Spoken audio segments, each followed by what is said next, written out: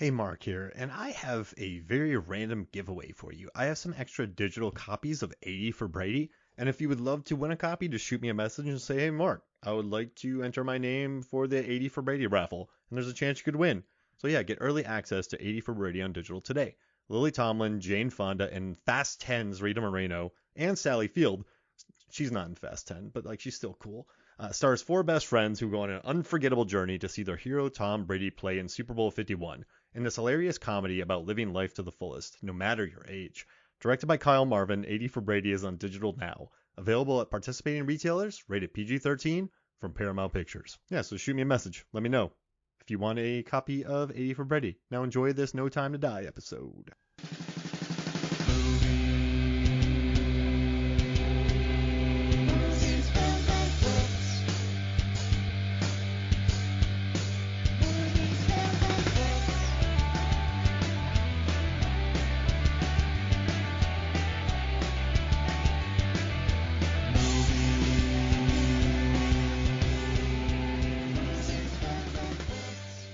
Hello and welcome to Movies, Films, and Flicks. I am Mark Hoffmeyer, and joining me is a man who eats brains like jam and considers 200-pound deadlifts to be like fleas on a wolf. It's John Levingood. So clearly we're going to be talking about the monkey brain dining scene in Indiana Jones and the Temple of Doom today. I mean, if you think about it, you have Tom Cruise watching and Gump watching as Lily and Darkness are down there about to sacrifice somebody. It's very Raiders of the Lost. It's very Temple of Doom. I actually made that reference while watching it last night. Whoa! While the hooded monks are holding down the chained unicorn, right, in the chaos, and Darkness just has his arms outstretched, kind of like that dark priest of Kali, right? And there's just the fires going, and you're in this kind of cavernous, like, I don't know what to call it, cult altar. Mm-hmm. But yeah, that was specifically brought up. The whole thing just got me thinking about 80s fantasy films and 80s movies. And we can get to that later. We can tackle Legend first. But it's just watching that scene and and also, okay, there are those guards there who make the food and they cook human pies, basically human and kidney pie. The orc butchers. So instead of shepherd's pie, it's orc butcher pie. And so, okay, where do they get cheese from? When the orcs lactate. How gross would that be? That would be perfect. Orc lactation cheese. Or maybe they got it the same way that Immortan Joe got it. Yeah. He has a bevy of like slave women on like breast pumps. So you're saying Darkness's lair has an Immortan Joe milk pumping area to make gigantic slabs of cheese? I believe it, because I was wondering how big his house staff is. We see evidence of a lot of house staff. Yeah. I don't know about if those cultists are actually house staff or if what I perceived as cultists were actually just monks that managed the fermentory in the west wing of his bog castle. Yes. And we see these two orc butchers. We see this little person kind of watchman sentinel. There are other creatures about in his place. And by the way, because he was trying to show her gifts and get her to like him, that initial dancing figure wearing the black mask and wearing the dress that would then magically end up on Lily, I always before just assumed that this was just all like a spell. But if it was just a spell, why wouldn't he, when he calls to his father to ask how to make Lily love him, spells? No, it's not spells. It's like, here's some presents. So I'm wondering if that was his dance instructor on staff witch.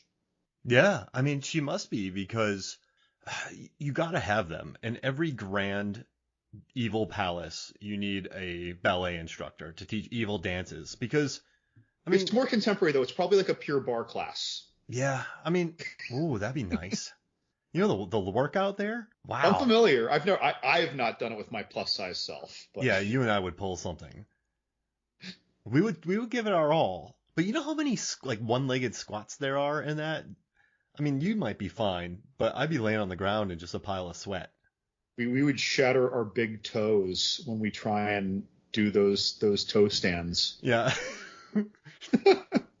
it's okay, so we have dance instructors in there. We have chairs that are kind of alive.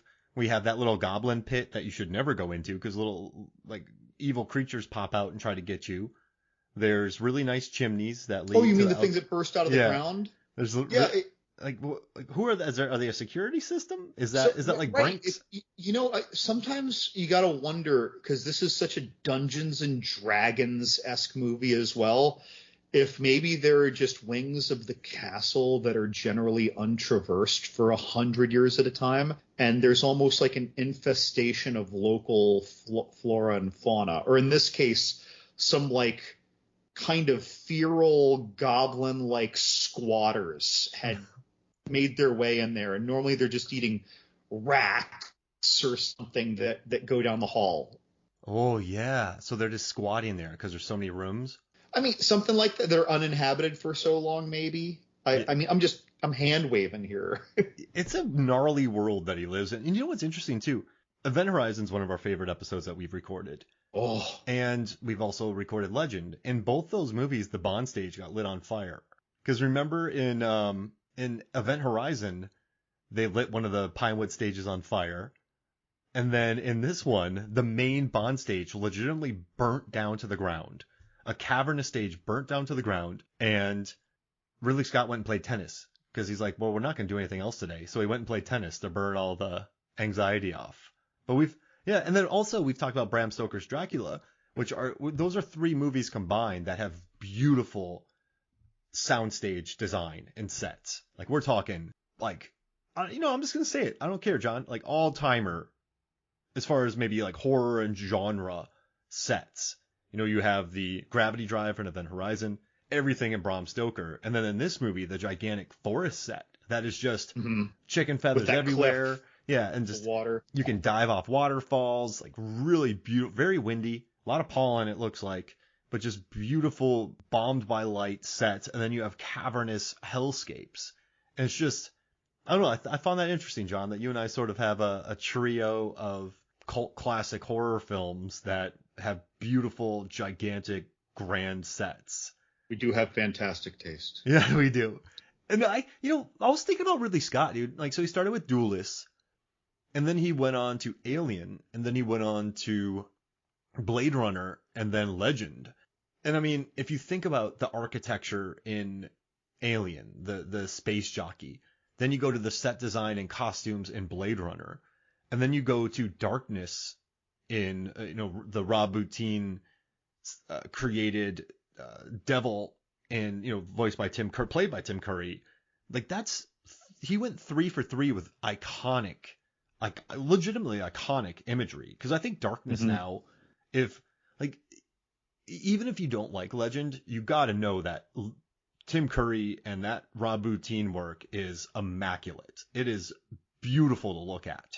So Ridley Scott really has he and Tony Scott, they're both artists, so you could really tell their eye in this movie. And I think that's why this movie like is still around, John, because of Darkness and just the vibe of it.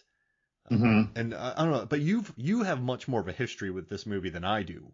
So what's your history with this flick? Well, so I got into so my uncle, my closest uncle, got me into Dungeons and Dragons when I was probably 9, and my cousin, his son, was 7. So fantasy movies and movies in general, he got us into movies and he got us into Dungeons and Dragons. So right out of the gates, this is a winner, right? Columbia House, I've brought it up before. Columbia House VHS Club. Yeah. He had this like probably in the early 90s or mid 90s, whenever that kind of built up steam.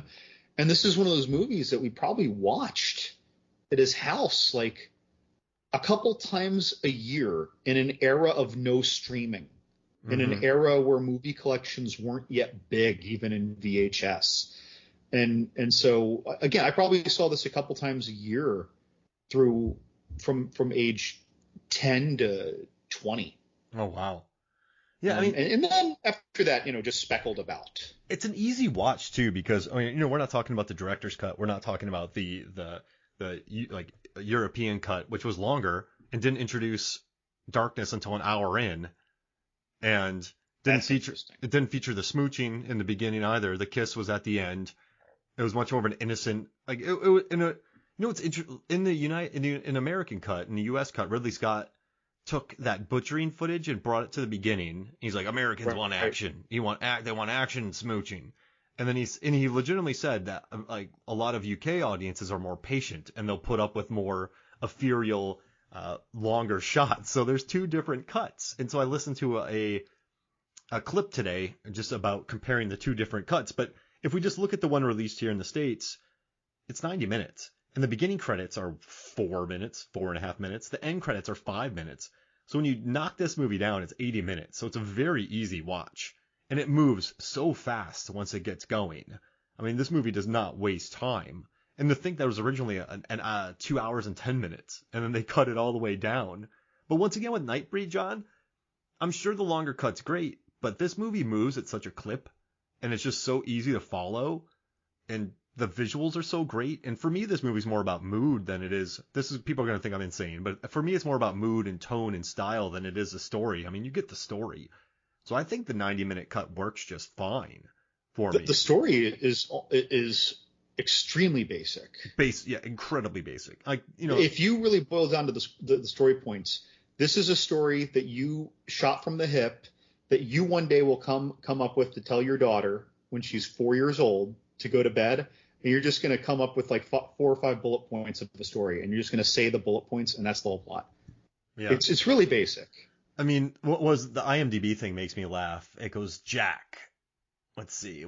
I was just reading it. It says, a young man must stop the Lord of Darkness from destroying daylight and marrying the woman he loves. Which that doesn't really make sense either. That's decidedly misleading. Yeah. Yeah. It's I was like, wait, what is that? I think they're just leaning into the Tom Cruise of it all. And by the way, I've had to watch every single Tom Cruise movie twice since 2018. No, 3 times since 2018. So his entire filmography I've watched 3 times. And I can say without a doubt that this is his most tumble heavy role. He does It's also his most crotch shot heavy role. He just leans into this. But his tumbles and gymnastics in this movie, he does so much rolling, tucking, and diving. This is his dodgeball. He dives, ducks, dips, dodges, and dives. Most movies he runs, but I've never ever seen him do anything similar to this, ever. This is a very tumble-heavy role. He is doing cartwheels and flips like a gratuitous role in a cop movie. Yeah. Like he's doing that stand-up in slow motion in Michael Bay movies. Like that's how prevalent it is. But yeah, I was watching this again. There's so many dip, ducks, and dives and dodges. But going back to this, 90 minutes, it's just like a unicorn. One unicorn's taken. The other one's then darkness is going to rule over all. And Tom Cruise and some fairies and some other people have to go save Lily. But Lily kind of has it in the bag as well. She knows what she's doing. She actually tricks darkness. Mm-hmm. So yeah, very simple concept. But for me, John, this movie leaves my brain really quickly, but I feel like what it does best is the tone. It was originally scored by Jerry Goldsmith, but the Tangerine Dream score I really dig. I love their Sorcerer score. I love their Near Dark score. But yeah, for me, this is just a movie about just the vibe, the tone. Like, does that make sense? Mm-hmm. Like, the story is not really important to me. It's more about the overall feeling I get while watching it and the look. I think if we were to analyze the points of the story, the more it all kind of breaks down into the haphazardness of the success of Jack Burton in Big Trouble in Little China. And also, if you compare the two cuts, in the director's cut, Gump makes Jack solve a riddle for forgiveness. Now, in the theatrical cut, that's not there. Gump is just upset with what happened, but he's like, okay, we got to solve this together. Well, what would happen if Jack got the riddle wrong? He wouldn't have had Gump's help, and then you think, oh, he just do it by himself. Well, it was Gump that led him to the shield, the armor, and the presumably magical sword. right? Yeah. Like Yeah. these special weapons to fight a powerful evil. So if he had gotten that riddle wrong in the one cut putatively, he probably just would have died or not done anything. Just watched the last sunset. Yeah, pretty much. And all this happens. Not that this is a bad thing, because certain movies, like I think even like A New Hope, Star Wars Episode 4 takes place over a very short period of time, like 2 or 3 days. This movie spans not more than 2 dawns. Mm-hmm. It moves right? quick. Yeah, so this is breakneck, and once it starts, they are never stopping to take a breath. Although I feel like about 12 hours disappears in one of those days. So again, the more you really start to break it down, the more questionable, or maybe just lucky that they managed to thwart Darkness. I mean, because Darkness is naive when it comes to love. And if you think about Darkness too, he's just so confident. He doesn't expect that Tom Cruise is going to come into his crib with a bunch of gold plates and chuck them like frisbees, and then set up a wildly intricate system to bring light that bombs him, and then the woman that he thinks loves him pulls a trick on him.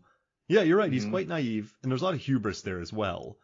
But yeah, he gets played, and it's very, yeah, it's the whole like what gold saucer throwing scene, like frisbees, that just makes me laugh. But it's a weird combo, this movie, John. It's very dark. It's very, it feels like very adult-esque, but then there's some cheeky gags in there. Well, so I can't remember the character's name, but when the goblin that's wearing the stove mask, like Blix and his crew. Yeah, when his like kind of armored comrade gets taken down by a mummy, by the way, that was interesting. Gets taken down the pit, and he says, "Adios, amigos." And I'm watching that, and I look at my girlfriend right next to me. I'm like, so some people speak Spanish in this world. That's a director's fantasy world. That's a director's cut then. No, it's in both cuts. Oh wait, when the mummy pulls him down, I've watched this 3 times in the last days. Why is that scene not stuck with me? Yeah. So when Darkness comes to claim the unicorn horn. Oh yeah. And then Blix kind of haphazardly, like deliberately drops the unicorn horn, like, oh no, I wasn't doing anything with it. Then that steam oven like masked helmed guy picks it up and is saying like, I'm gonna rule now. And then Darkness animates this mummy-like thing on the ground, which grabs his leg, picks him up, jumps down a pit, and he says, "Adios, amigos," and he does it in both cuts. Oh, see, I'm telling you, this movie, and I'm sorry if you're listening to this, I really have, like, listen, you know, I rented the thing, I listened to the commentary by Ridley Scott, I listened to the making of documentaries, I like the comparison of the cuts, but this movie feels like a weird fever dream for me. By the way, that same scene, right after that happens, Blix looks up at Darkness and says, "Wow."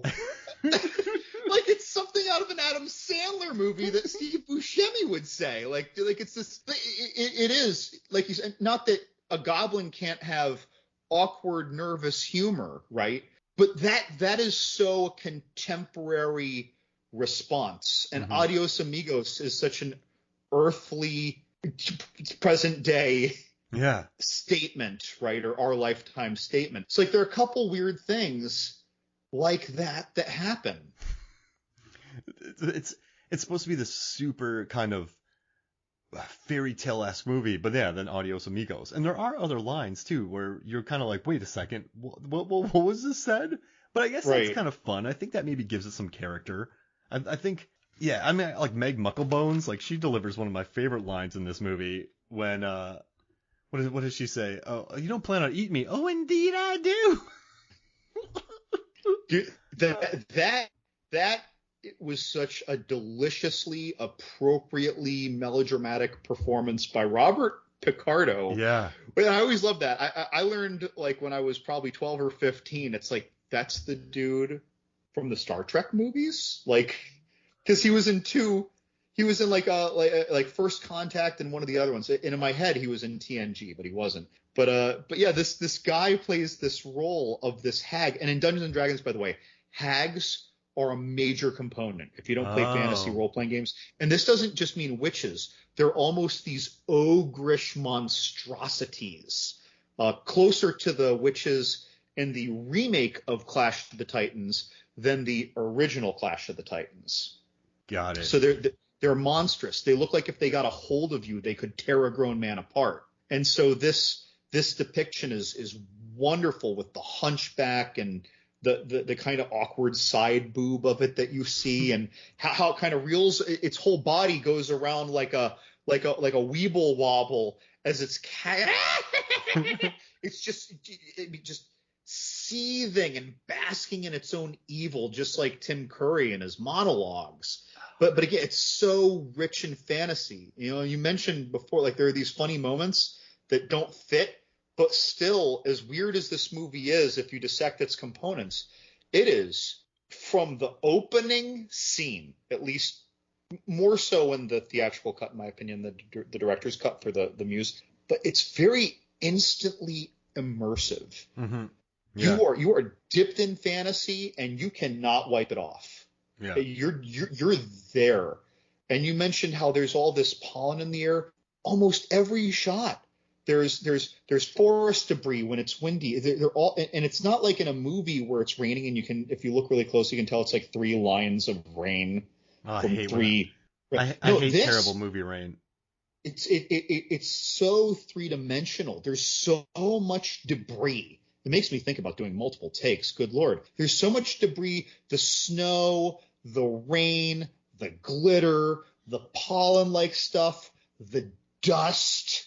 When the things explode out of the ground, there's already a haze of dust. Now there are these other little plumes of dust. Like I can't even imagine the level of work that goes into that. But it really, it's almost like you can smell or choke on that dust or that pollen.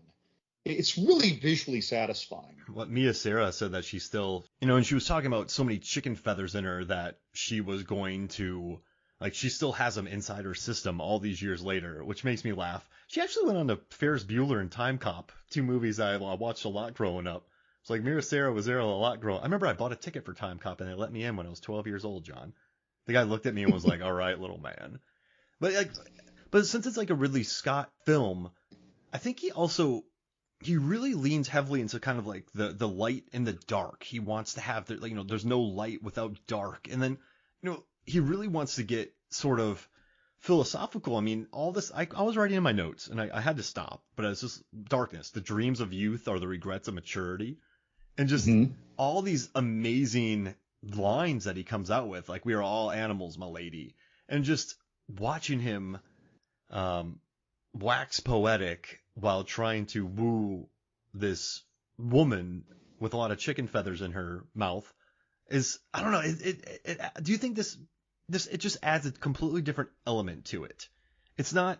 This movie's interesting, John, and you played D&D and I didn't. But when you look at Beastmaster, when you look at Red Sonja, when you look at Highlander, when you look at Conan, they're very, sword, Master of the Universe, sword, kind of, I will kill everyone and, like, hear the lamentations of their women, like. But then this one's much more maybe sensitive, much more dreamlike, much more, it doesn't lean heavy into masculinity, at least on Tom Cruise's part, because he's tumbling everywhere. No, and all the crotch shots. Yeah, very exactly. humbling. Yeah, and it's there's no ego in all those crotch shots. No, right, and there's no Mad Mardigan. There's no Princess Bride kind of humor. There's no Bowie from Labyrinth.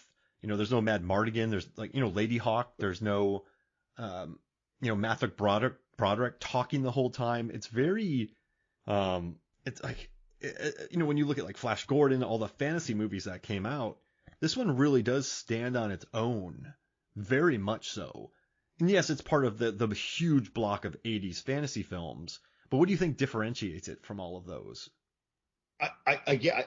It's hard to put into words, especially I'm assuming anyone listening has seen Legend more than once. And if you haven't, you need to see it. But this movie dips you in fantasy maybe better, or at least more swiftly and effectively than maybe any other movie. Willow, wonderful fantasy, high fantasy adventure, very Dungeons and Dragons, doesn't come close to literally immersing you in the fantasy. Like you're there. that you feel the tone of the movie. Mm-hmm. It's again hard to describe, but again, just the lights are scintillating. You mentioned an almost surreal quality. There's glitter in the air debris. There's even glitter on a lot of the surfaces in Darkness's palace. Mm-hmm. There's the chair that he eventually tries to get Lily to sit in, this huge throne-like chair.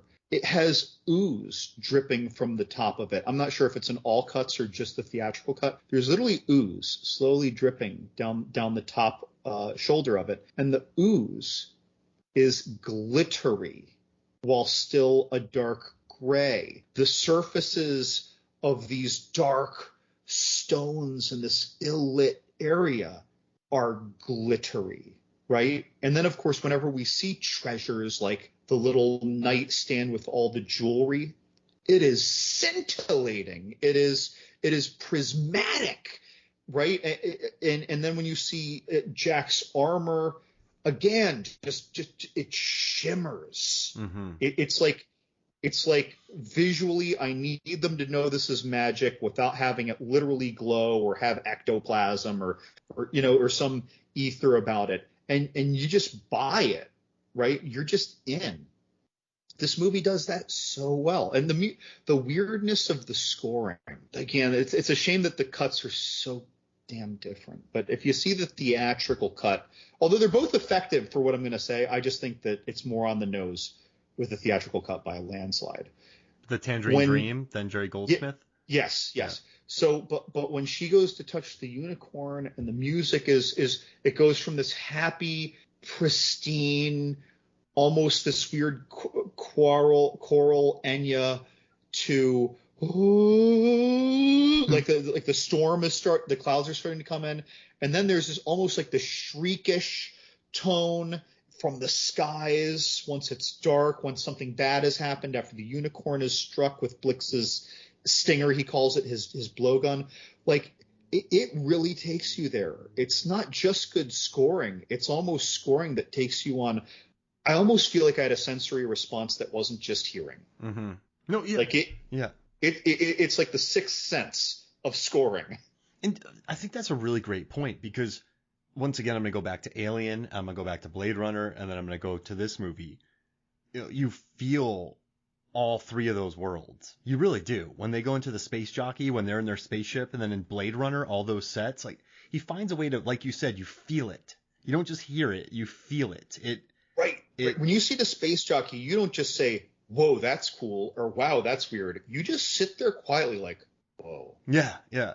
And he finds a way to, in this movie too, it's not, I know there's a couple modern lines, but I feel like it's one of the more, it's not really self-conscious because, I adore Willow. That's one of the movies I grew up on, but you have a Matt Mardigan who's very much so a modern hero. Like he's just, he's a blowhard. Yeah, just a total blowhard. But like the movie also takes you out into the landscapes. It takes you out into the mountains. It takes you out into fields. You don't get, like, I would maybe compare this one maybe to like Excalibur with the sort of look and vibe of it. But what Ridley Scott does is he puts you all inside of sound stages and he builds the sets to make you have that feeling. So you're not walking through some shrubs in a field. You are not looking at a castle. You're not, on location. I think that's a really wise move to just place you inside a soundstage to create a world that he has control of. And then also just add in the sort of earnestness of the characters, the way Tim Curry just handles his role, the way Tom Cruise, Tom Cruise is nothing but earnest in this movie. He's just a little, green man. And so it's, I don't know. I like that because of it. It's very high fantasy. Does that make sense? It's whereas I think some fantasy movies are a little afraid to go full fantasy. If they're fantasy, but they also got to let you know that they're cool. This is a movie that doesn't really try to be cool, if that makes sense. Right. If you advertise too hard to the dorks, you're going to scare away the general audience. Yeah. Right. Yeah. And it's like, and there's really not too much of a love story in this film. I mean, it's greatly cut down, but yeah, I don't know. It's an odd one, man. You know, a lot of people consider it to be a failure and it didn't do well in theaters, but I don't know how you sit in a theater and witness this 90 minutes and the vibe and the music and like you said, the sixth sense of a feeling and call it a failure. I think it's more a sensory blasting experience than a cohesive thing that you really want to think about. If that, and maybe I'm being reductive when I talk about this movie. No, But I mean this might be more of like the thing. It's a movie that's hard to properly advertise the gravity and yeah, atmosphere of what you're walking into. No matter how dire you make something seem, sometimes we're so used to being told what's dire instead of feeling what's dire. And often when you make us feel something's dire, you're just showing us something extreme, right? hmm Whereas really making you feel that you're living this state of discomfort is so, or this state of enchantment in this movie, right? Like I feel like I'm in this enchanted forest, but not in some happy-go-lucky way. There are dangerous things in this forest. yes. I'm in this fantasy. I am Ella Enchanted. However, I'm also on the menu when I'm walking through this forest, right? Yeah, you don't want to go by those old oaks. That's for sure. Right, or willow trees or Yeah. toadstool rings. That was a cute line. And that was a line that actually felt a little forced. It's like she's been going in and out of this forest all the time, but it's telling us that there are these weird fantasy things, and you're just saying plants that exist. hmm But why? Is it because the old oaks it might be an ent, like in Lord of the Rings, like a treant? They have branches that'll fall on you because they're old.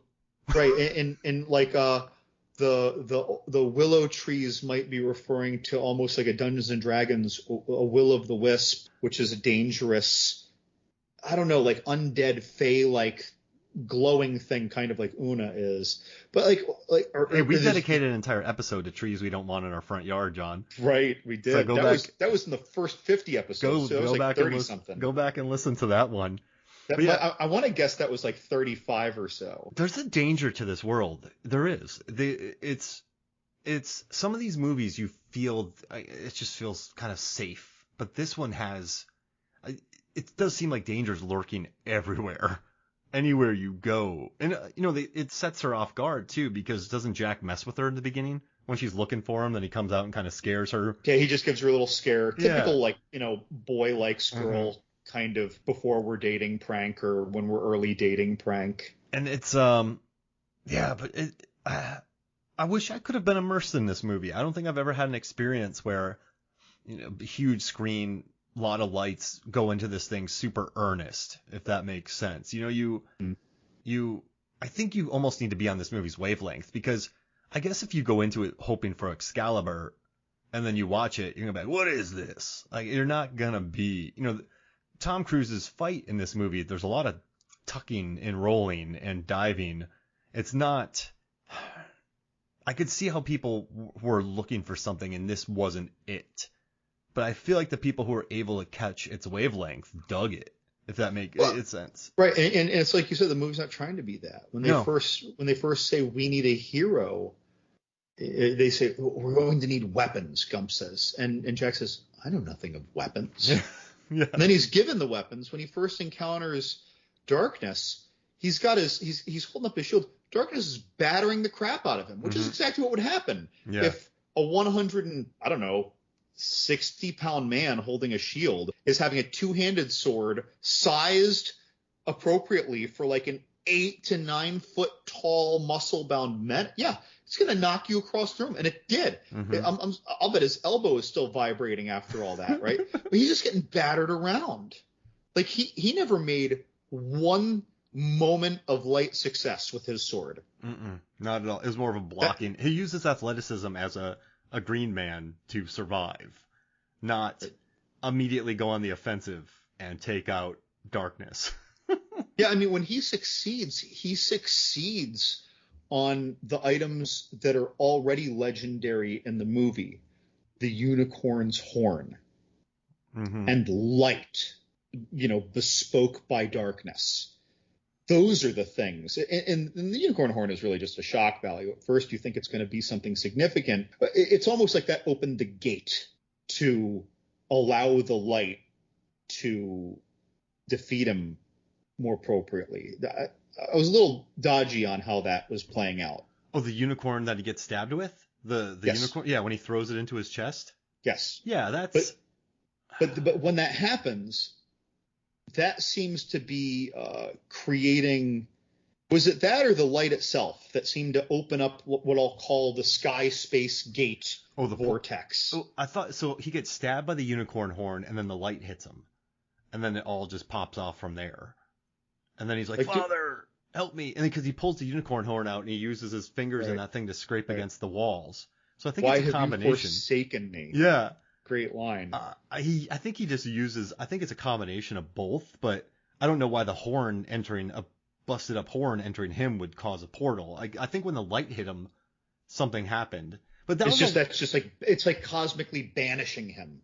That was a last minute ad too, so I think they were like, we got to add some action in here, so let's do some miniatures and let's chuck that darkness out of a tunnel. But it still looks cool. Speaking of portals, it's shown a little better in the theatrical or in the director's cut than the theatrical cut. But when he or uses the mirror as a portal, just to kind of almost like to walk through a dimensional door within his own palace. That was such a cool scene. And oh my God, did I actually stop and wonder, did John Carpenter take this idea for Prince of Darkness? I mean, had there been mirror gags before this? But it's specifically the Prince of Darkness going through a mirror, starting with the reaching hand. Wow. Right? And remember the closing scene of the movie Prince of Darkness, or near the end, it has her reaching, the woman who's impregnated with the Antichrist, if you will. She's reaching towards the mirror as you see the clawed hand reaching from the other side. And that's another episode we have on MFF. Wonderful episode. Prince of Darkness. That's a great call. That never crossed my mind because I think I was just so enamored with the performance and the introduction. And, that was in the UK, that was their first introduction. They didn't get Glowfinger Darkness lamenting his loneliness in the beginning. That wasn't even there. What do you think about Neon Fingered Darkness? So, so through 2022, I was dumb, right? Through 1980s eyes, this doesn't seem crass. If you did that now, it's like the cheapest of the cheap of effects. Yeah. When you did that back then, I don't think that these things stood out so brazenly as a cheap ploy. I think it was not such a cheap ploy. And I think making it look, good then was much more effective. I thought for his claws, it didn't look so good as it did for his eyes. Mm-hmm. I almost wish, though, that they had turned it from an 11 down to a 7 on the brightness. Mm-hmm. I think that, but it's a striking visual. And if you're introducing the character, maybe that striking visual for what I'll call our more general audience makes more sense. And it's a bold choice, and I appreciate that about it. I mean, the darkness does change looks a little bit, but I do appreciate the fingernails. I don't care. This movie's a feel for me. This movie's a vibe for me. It's not. I don't want to sit here and we could talk about the plot points like you said, but for me, it's more about just.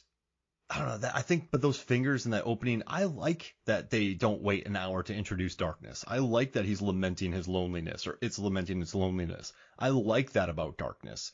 And just the nails, I think it's a funky choice. And you know me, man, I'm all about funky choices in cinema. Dude, I like that chairs pulsate in the director's cut.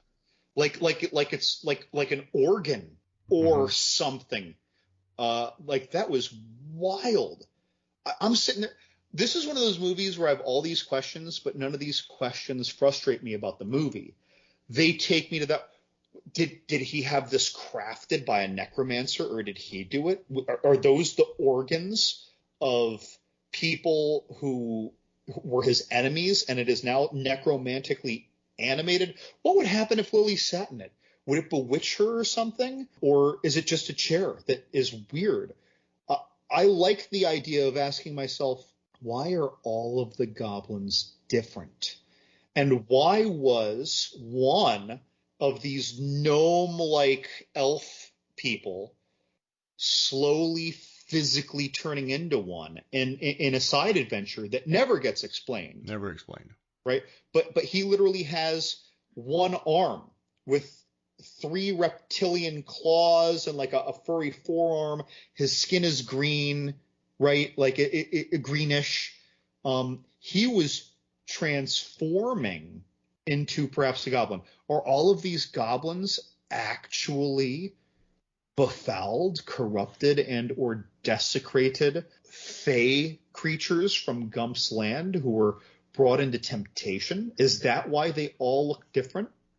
Oof. Yeah, I mean, that could make sense. I mean, that was Tolkien too. You know, Sauron did turn elves into his followers, right, and they were corrupted. So I don't see why not. Well, I mean, there's a lot of Tolkien DNA in here, and I don't mean this in some like, oh, he took the, you know, but like at one point, one of them, I think it was Brown Tom, he says, I should have stayed home. The one who is transforming into a goblin says, I left for an adventure, you know, and then it basically got out of hand, right? So we have these little bit, and then again, I look at those butchers, and distinctly the word orc comes to mind. Yeah, absolutely. Right? I mean, or Gamorrean guards. Sure. Yeah. Yeah. But so there's a lot of Tolkien DNA in finding a magical weapon. But of course that's just classic fantasy stuff, Sword in the Stone even, right? But Peter Pan too, right? I mean, you have the fairy that can turn tiny.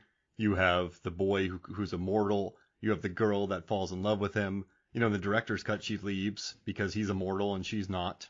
So but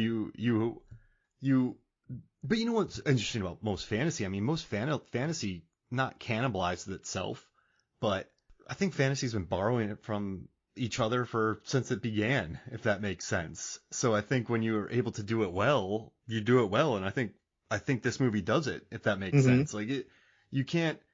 I don't know. I mean, so many movies borrow from each other, but yeah, I mean, I still think this movie does enough to make it's such a unique creature, man. This is such, and you know, this is what it's amazing they let him make this, Ridley Scott. I know he had Tom Cruise coming off of All the Right Moves and Risky Business, you know, but this is an expensive movie that had Pinewood, the studio, and it's not overly, like, it's not overly sexual. It's not overly violent. It's for kids and adults. But I mean, I guess this was during the phase of fantasy films being popular. But it doesn't have Bowie. There's no song numbers. It's quite bleak. It's an outlier, I think, for sure. I know I keep saying this about it, but that's why I don't know. It's such a unique experience to me. And I can count maybe on, I don't know, one hand movies that put me in a vibe like this. And this throws you into it. But I just love the visual influence of it and the cinematography. And I actually found something cool. I was looking through the cast and crew list, and I think you're going to like this. The cinematographer, Alex Thompson, he also shot, let's see, cinematographer. He also, I don't know why, but I found this. He also did Labyrinth, but then he also did Raw Deal, Leviathan, nice. Cliffhanger, Demolition Man, and Executive Decision, which we talked about on the podcast. But he did a lot of fun movies from our childhood, man. Right, but like I love it though. It's like, hey, what did you shoot? Oh, I did Legend. I did I did Labyrinth. Have you guys heard of those? Like I did Electric Dreams. But well, those are awesome, man. What else? The recent Electric Dreams on Amazon Prime. Oh no, this one in 1984. But then he's like, what else have you done? Well, I also shot Cliffhanger. And you're like, wait, what? I love this guy's career. And he also worked as a camera operator on he worked on, he was also, I don't know. I just love this guy's resume. He was a camera operator on Superman, but I don't know. I think original Superman. Cool. Yeah. Like this dude is really experienced, like has some beautiful work.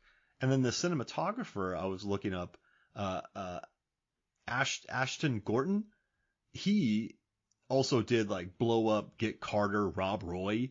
I mean, this is a guy. Rob Roy. Yeah, man. Like this movie had some talent behind and in front of the scenes, and it seemed like Ridley Scott was able to achieve his 100% full dream. And You know what? I'm gonna keep. We say this a lot, and sorry if I keep plugging past episodes, but it just brings me to mind like Bram Stoker's Dracula, which we covered, The Happening. Those are movies, and Legend, right? I think those are three, and Event Horizon. Let's say it. Those are movies that happen when a director has kind of carte blanche A to Cure for Wellness. a cure for exactly. We have a style, don't we? Like those are movies that happen when a director's hot, and most of them don't even do well. Event Horizon didn't do Right. well. A Cure for Wellness didn't do Right. well. Bram Stoker's did okay. This one didn't do well. So it's kind of funny. We have this we keep talking about these movies, but The Happening that was disliked, but I think movies like that have a lot of personality and are quite divisive or become cult classics only happen when a director has that freedom. If that like does that make sense? Like Well, because it's going to stand out more. yeah. No, there's no notes. The There are full going to be vision. fewer things will be homogenized, and the degree of homogenization for general audiences will be less. And I mean, like let's say you moved into a neighborhood, John, with no HOA and no building constrictions on any house. You know how different the houses are going to be, the lawns are going to be. You know, I'm some going are to have a bog castle. exactly. Some are going to be awesome. Some lawns are going to be terrible. Some people are just going to make something really horrifying, but they're all going to have personality. But if you move into a place where, great HOA, keep everything organized, and I'm not saying that's wrong. I'm just thinking this Legend's what happens when you have no HOA, which is a really weird thing to say. But I think that's why it's so memorable to me, at least. And we definitely seem to have a type, John, of movies we talk about here. But, and there really are. There's so many movies that I know I enjoy a lot where I totally or that I don't. By the way, I was just having a conversation, no joke, today about the movie Moonfall with my coworker and how we both adore Moonfall. And if you saw storyboards for Moonfall, you'd be like, so this is a movie for teenagers, right? Or it's an anime for kids and young adults, right? But no, it's totally straight-faced, and you think that's never going to, and it works over and over and over again. Roland Emmerich was so good at that. Even with some of the scenes were pretty ridiculous in concept in Independence Day. They all work, Yeah. right? Yeah. However, unfortunately for Roland Emmerich, and this is where when you homogenize, I think a little more. I think that when he did the sequel to Independence Day, Oof. Yeah. Resurgence, that felt like a lot of hands, or a lot of people were forcing his hand. And the funny thing that I said, again, to my coworker, it's like, how do I remember, not that I haven't seen it like 50 times, but how do I remember movies like Independence Day so well? And after seeing Moonfall only once at the time, remember it so well, or even after only twice, I remember it so well. So many things. The movie Independence Day Resurgence, I feel like I don't remember any more than if I just saw the trailer. And I sat and watched that. So the more homogenized. How about later Transformers movies? Not the first one. I think the first one's solid gold, by the way. You fight me on it. But the late, especially when we start to get into part 3, it's really heavy. Then into the later ones with like Mark Wahlberg, it's almost like nothing matters. I believe the way you would usually say it is just like blobs of CGI fighting blobs of CGI and nothing matters to me kind of thing. Yeah. And the plot goes with it. Like I've seen the Mark Wahlberg Transformers. I can't even tell you what it's called right now. And I love Mark Wahlberg. Yeah. That's a good but I think those are the opposite of the freedom that we're talking about. Even when it is Michael Bay, once he's doing his third or fourth Transformers, and now the budget isn't just $200 million, it's $350 million, and now there's so many people following it. Now the studio has more skin in the game, even though they should just let the director direct and the writers write, right? Mm-hmm. This is it. We're seeing what you get these movies that are the movies that we call forgettable. And just like in horror movies, when you have good characters, that's not typical, right? Yeah. Clearly someone cared and poured their heart into that. And if you let those characters be the way someone imagined them, we're going to remember them better. Absolutely. If only this could happen more often, but rich studio people don't like doing that. And the problem is sometimes I think movies like Legend don't really help. Movies like Blade Runner don't really help. Movies like A Cure for Wellness, an Event Horizon. Because the producers are only going to look at their theatrical performance. And I get it makes sense for their bottom line, I guess. I'm sorry, I totally interrupted you. No. You're 100% right. And I think, I was talking to my students today about the 2022 highest grossing movies. Only 2 movies in the top 15 are original properties, and that is Nope, and it's another one. I don't even remember, but they're new properties. The rest are sequels or IP or books. Like their studios want to lean that way. And it's kind of crazy. I think when movies like Moonfall come out, or movies that people want, like a Barbarian or something like that, like very original IP, people don't support them that much because it's not that. So then you keep getting really cool movies, really like this movie is like Legend, just an absolute sensory blasting Sixth Sense experience. You don't get the audience for those.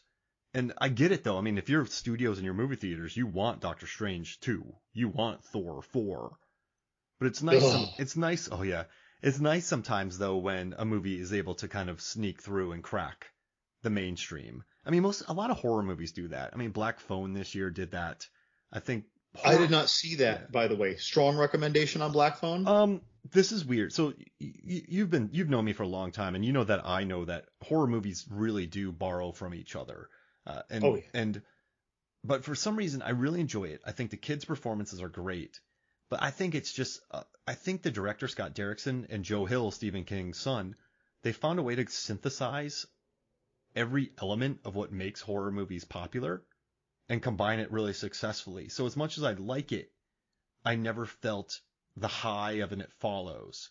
I never felt just I never felt the end of Spring or the boat scene in Endless. I never felt an awe. I never really was worried, but I was constantly impressed by the kid performances in it and the way that it became a blockbuster success, and just the way it synthesized everything that makes, child endangerment, dogs, people with masks, kidnapping, kids with powers, it synthesized all that stuff that makes a Stephen King, Joe Hill horror movie work. But once again, I'm repeating myself, obviously, but yeah, I had no wow factor, but I've watched it about 6 times because I had to do a video on it. While staying on this tangent of current horror releases and their impact on you, would you say that Barbarian did give you that high? Yes, I love the reaction. I saw Mark's reaction to that. I have not been more thrilled by a movie, horror, action, drama. Maybe the last time I've been so thrilled by a movie, Take Shelter, which is like the early 10s, The Raid maybe. Barbarian is, Malignant did it to me. But Barbarian is I don't even want to talk about it. I don't watch a trailer, don't read about it. Right.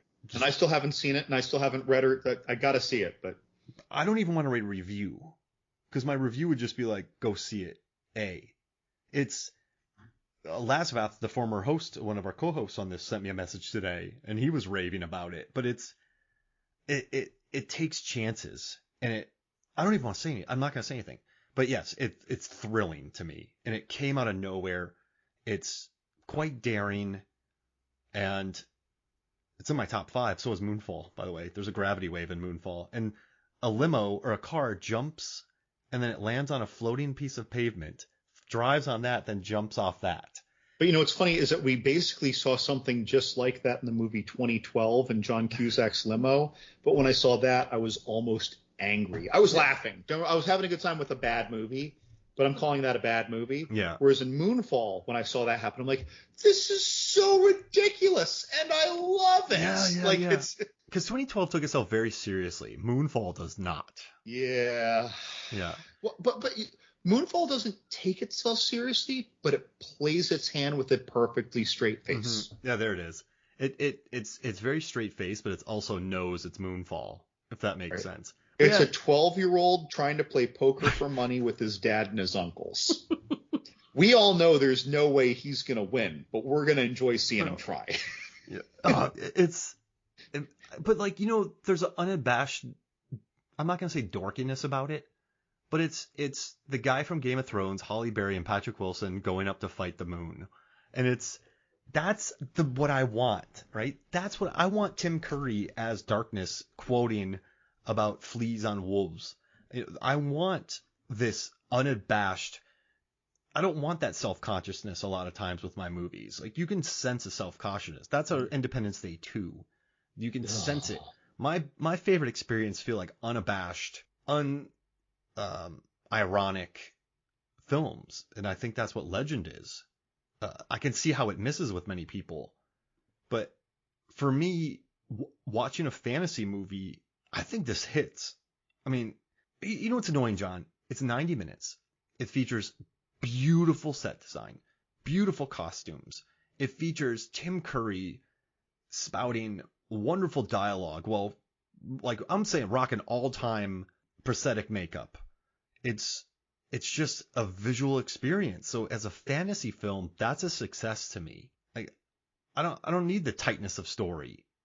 I guess because the mood. I think sometimes a movie can skate by on a flimsy plot when the mood hits you. Mm-hmm.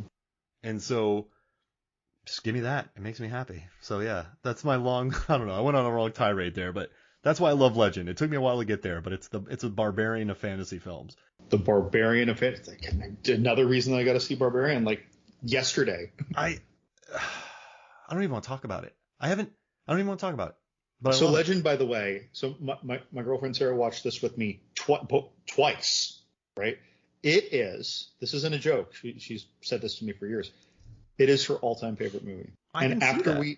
After we watched the director's cut, and I didn't know which cut was which, by the way, for like which one had the original score or not, and which one had which kinds of scenes in it. There was a big difference, by the way. I noticed very readily, like, oh, this cut doesn't have these 4 scenes that are really cool to me, even if they're very brief. Like Gump and Brown Tom, like they're syncing their very different time devices, right? One of them's like a little glass thing with bubble gel in it, right? Or Gump trying to use his Fey magic to open the lock, but the iron is problematic to fairies. Like these are in one cut, not in the other. His riddles in one cut, not in the other. Tom Cruise using the shield to goad Mag Mucklebones by her beauty to look at her reflection. That's only in one of the cuts. In the other cut, she's just leaning over him, and then it's like he just caught her off guard with his sword and cut off the head. And don't get me wrong, if I had only ever seen that cut, I'd love that scene. But when I've seen the better scene, in my opinion, the more flavorful version, and most of these things that I'm mentioning, they are 5 to 8 seconds that were changed. And I'm thinking, why on earth were these like couple minutes removed? Mm-hmm.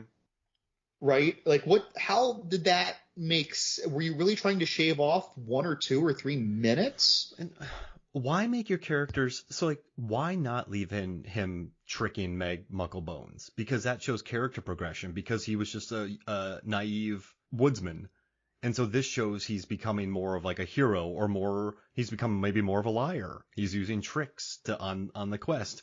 Also with Lily, remember in the director's cut when he's like, "Don't go do the horse," and she's like, "I'm gonna go touch that horse." But then eventually she sacrifices herself. She thinks she's going to sacrifice herself for the horse to make up for what she did. That's character progression. But in the United States one, he's like, "Yo, don't go touch her," and she's like, "Oh, it'd be cool." Right. So when we're watching that, Sarah. So when we watch the director's cut, by the way, she says, "Okay, but later in the week we're watching the theatrical cut, right?" I'm like, yes. She's like, "Okay, because we did not just watch my movie. Later in the week we're going to watch my movie."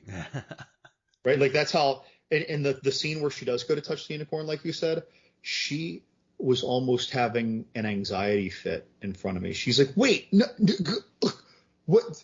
Like, wait, what?" Like she turns, like she hears Jack, and then she goes, she used the word, it's a perfect word. Because when Lily hears Jack calling and turns, and then turns back and keeps doing the thing, it's defiant. It is throwing away his very worried warning. Whereas in the theatrical cut, it's as if she doesn't hear him. She's enamored by the idea, perhaps, combined with the sounds of the forest, her focus, she's just intoxicated by the beauty that's in front of her, right? She's just going towards the thing like a moth to a flame at its own detriment. So like that's a huge difference. But and then we did watch the theatrical cut with the different music and the different that scene especially. Even when the storm comes, the tone of the music's different. The opening shot of the forest and the bear, the music's a bit more effective. And so she said, that was my movie. That's my movie. So she's having, and I was commenting to her some of these differences. The Gump riddle, or I said that actually. She says, "Holy shit!" Like, yeah, I didn't remember the Gump riddle. And I was commenting about the Goonies. Yeah. The giant octopus in the Goonies Disney scenario. Yeah. Right, because she had seen a certain cut or heard people talking about things when she was younger, and she only ever saw actually the TV cut. She very staunchly says the TV cut it actually has the best of both worlds. Huh. In terms of the scenes that are or aren't included, or I should just say the scenes that are included. It includes more of these integral little moments, but it still has the Tangerine Dream. Oh, okay. And I mean, if you think about it, you probably do need to expand it for the TV cut because it's a short movie. So you probably had to chuck in a couple scenes that's just to beef out the runtime of the film itself. Mm-hmm. So you probably had to do that and then add in a little bit more of the bits. But either way, it works. And you know what's interesting? I listened to someone who grew up in the UK listening to it, and then someone who grew up in America, and they both love their cuts because that's what they grew up with. Like that's, if someone showed me a different cut of Ernest Scared Stupid right now, I would be like, that's not my movie. And because I grew up watching that so much, but I like the Tangerine Dream score more, but I kind of lean towards them anyway because I have the Sorcerer album. Like I love the Near Dark stuff. So it's, I don't know. I like that vibe of it. And listen, we were talking about this with Nightbreed, and this is crazy. Everyone loves the director's cut, but the regular cut's fine because it's boom, boom, boom, boom, boom, boom, boom, and then it's over. That's nice. Like it cuts out. It's like it goes for a very meat and potatoes approach, and I think I like those. That's still very effective. Yeah. Still very effective. I mean, we still love those movies, but yeah, no, this is what I'm all about. But no, I get it, man, and also I could see how Legend could be your favorite movie because it's different. Like it's short, and it's just, oh man, the look of it. I didn't watch this as a kid, but I would have loved to have caught this when I was 10, 11. Just seeing all of that for the first time and absorbing how, like, I think Ridley Scott also like it respected children to a certain respect because it's not an R-rated movie, but it's still very childish in some regards, but also not childish. It's very child friendly, but like it also challenges kids. And I think those were kind of the coolest fantasies for me. Ones that, like Coraline, right? Like I wish I could have watched Coraline as a kid. That movie would have tore me up. But I think it's fun to watch those adventures as a child. Like maybe that's why I love Ernest Scared Stupid so much. Maybe that's why I love Willow so much. I mean, Willow was a PG movie, but it's still quite heavy. So I don't know. I just respect that. So I could totally see watching this as a kid and getting on the vibe of it and being that part. Like, so yeah, I love it. I'm glad we got to talk about it. This was fun. Actually, really. Hey, you want to do something real quick? Uh-oh. Let's do a 1980s fantasy draft. Okay. All right. So anything you want. You know, I would even count movies like The Last Starman or Last Starfighter. Those seem like fantasies to me. So just Goonies is probably even a fantasy movie because there's gold and all that kind of stuff. So whatever, you get first pick, but you get to go first. Neverending Story. Man, that scene with the horse. Ooh. Yeah. For Artax. Oh man. I'm not gonna take that because I feel like. Take whatever you want. Take it. Just. You know what? I'm gonna do Highlander because. Oh, great choice. I watched the TV show, and I watched this movie when I was really young. And I thought the gherkin, that's a pickle. The flurkin, no, that's a cat from Captain Marvel. The villain, Clancy Brown, like just scared the crap out of me. And the idea of chopping heads off. And it just felt so dark and so cool. And just, I love the idea of it. So I'm taking Highlander as my first pick. What are you going to do? Can we just agree not to pick Legend? You can have it. No. I think it's more interesting if we right. circumvent it entirely. All right, yeah, let's leave it out. What do you want? Okay, so you picked. I'm sorry, I totally brain farted. What'd you pick? I took Highlander. That's such a good pick, by the way. I thought I was being clever. I'm gonna go Dark Crystal. Ooh, Dark Crystal. That's a good one. Good puppetry. Okay, this one's gonna seem cheap, but John, and I hope it's not a cheat codes, but I'm taking Willow because that movie meant a lot to me as a kid. Nope. That was in my back pocket for one of my next two choices. Goblins, absolutely. Mad Mardigan. I mean, like Warwick Davis in that movie. Like I had never seen anything like that before. Just watching Warwick Davis carry the screen and oh man, the bad lady, what Bathsheba? Woo-wee. And the dude Beth Morda and the dude Bavmorda, yeah. And the dude with the sword for a hand, which was highly impractical, and the guy with the skull mask. I had all those toys. Oh man, I love Willow. So yeah, we actually just watched that like last month. Mad Mardigan's a beast. All right, what's your third pick? All right, so you got Willow, Labyrinth. Oh, yeah, that's a really good one. I've got a theme going so far. I'm gonna take Ladyhawke. Okay. I like Rutger Hauer, and I love the finale sword fight that is just big, and like Rutger Hauer was so committed, and Michelle Pfeiffer and just Matthew Broderick's constant narration. So yeah, I'm gonna take Ladyhawke. That's gonna be my third pick. So you're on your fourth. Return to Oz. That movie crushed so many souls. Right? That movie. Oh yeah. Oh, so many souls. Would you say Flight of the Navigator's fantasy, or is that sci-fi? I mean, that's sci-fi. I don't have a problem with that choice, but I think of it as sci-fi. Masters of the Universe. Great choice. Frank Langella, crushing it. Master of the Universe. Dolph Lundgren, chicken. Right. I'm specifically not picking Conan the Barbarian because I want to stick with my theme, and I'm glad I'm getting away with it. I want The Last Unicorn. Oh, The Last Unicorn. Ooh, yeah, you do have a theme. Oh wow, I played perfectly into that. I have a very sword-heavy movie. Well, you see, normally that's what I would have picked, but I don't know. I just kind of rolled into this. Man, that's like, so we both have two wildly distinctive. Mine's sword-heavy. Dude, on a different day, I would have been Beastmaster, Conan, Dragon Slayer, Excalibur, Crawl. Okay, I am not taking Princess Bride. That's cheating. No, you did. I was thinking about taking that. It just didn't have enough child creatures for me. Okay, is Big Trouble in Little China cheating? Dude, I almost picked it. I wanted to stick with my theme. Absolutely. It doesn't. There's swords in it. No, dude, I'm taking Beastmaster. There are monsters. There's sword fighting. I'm taking Beastmaster. Okay. All right, because that fits my. I mean, yeah, that's more sword heavy than Big Trouble has swords. Great swords. Oh yeah. But I feel like Beastmaster is sword heavy. So I'm going to do that. So Neverending Story, Dark Crystal, Labyrinth, Return to Oz, and The Last Unicorn. And then I have Highlander, Willow, Ladyhawke, Masters of the Universe, and Beastmaster. I like our themes. So mine are the movies that someone watched, and then yours are the movies that they watched when they were 5 years older. I mean, Labyrinth, man. I feel like the ones that you picked were the ones that scarred many children. Well, I do like the thing. Well, it's funny because these are all, like you said, they're people who saw it once when they were a kid and now they're our age would think like, oh yeah, that was a kid's movie. Well, kind of. That's what I'd be like, yeah, like it is. And Indiana Jones and the Temple of Doom is PG. So like, yeah. Oh, it's gosh. Man, right? Poltergeist, PG. Gremlins. So, right.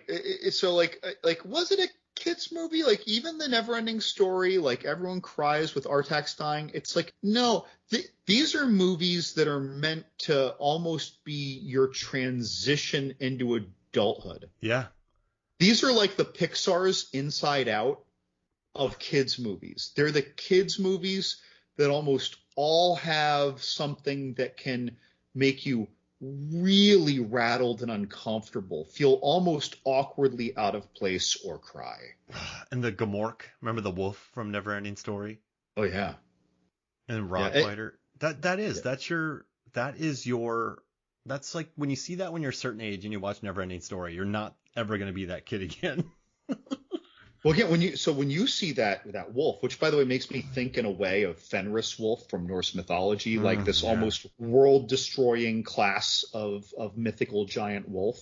But like I saw that again, that's one of those scenes where I saw that when I was younger, I'd always be like you're quiet, you're still, you don't make any sudden movements, your chest is tingling, your eyes are wide, like, whoa, that thing. I still feel that movie in my bones. When the Rockbiter is talking about what the world was like leading into the nothing and how all of his people are gone. And the snail. Mm-hmm. And the wolf running. All right, that and the kid yelling. This was fun, man. Anything you want to plug before we get out of here? No, just, you can find me John's Horror Corner, just about any kind of search you do. If you search for John's Horror Corner, you're going to come across my Twitter, you're going to come across my Instagram, you're going to come across my column on movies, films, and flicks. Hatching, I got to watch it now. Thank you. Honestly, Mark, I think that even if you overall don't like it, you will be very impressed with it. Nice. So I can't wait. Yeah, I've been meaning to get to that. I saw your review and I read it and I'm like, okay, I need to do this. You wrote another review recently that got me watching a movie sooner than I anticipated. I forget what it is. But your reviews move people, John, and you get them watching movies. So yeah, what could I have written that got you to see something sooner? I forget what it was, but I went and watched it. We'll figure it out. But hey, John, thanks for joining me. All right, have a good night. All right, so for me, Mark Hoffmeyer, and for John Levengood, this is Movies, Films, and Flicks. We'll see you next week.